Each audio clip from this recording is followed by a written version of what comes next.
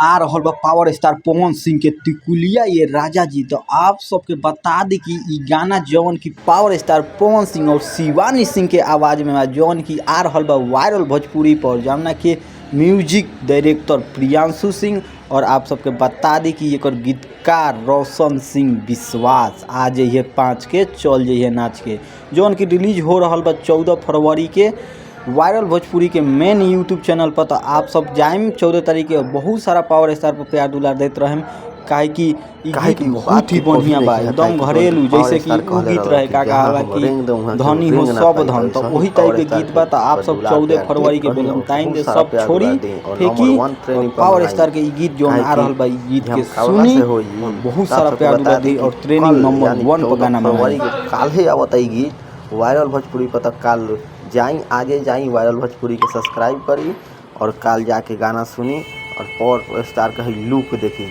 वो में तो एकदम गजब के लुक बा।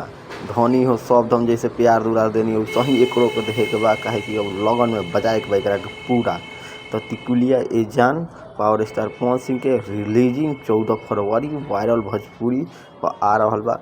तो हई जौन पहले राउर गाना आई रहे उ गाना के बहुत सारा प्यार दुलार देनी, जौन की गाना रहे आरा बलिया छपरा। तो तनी देखी तई का दुलार बा, 7 मिलियन बा 3 दिन में, 3 नंबर ट्रेनिंग पर बा। तो ई गाना के रहुआ 1 नंबर पर मंगाई आ ई जौन आवता टिकुलिया ओकरा के 2 नंबर पर मंगाई और ऐसा ही शेयर करी, दबा के शेयर करी, काहे कि गाना आते ही ट्रेनिंग पर आवे के बा। तो हई आरा छपरा पे बहुत प्यार दुलार मिल रहा बा, जौन कि सारे गामा हम भोजपुरी पाइल तो अभी तक नहीं सुन ले, तो जाके सुनी सारे गामा पर। और टिकुलिया ए जान के काल आ रहल बा, तो काल आप सब बहुत प्यार दुलार दी वायरल भोजपुरी पे। तो पावर स्टार के सबसे पहले देख खातिर हमारे चैनल के सब्सक्राइब करी।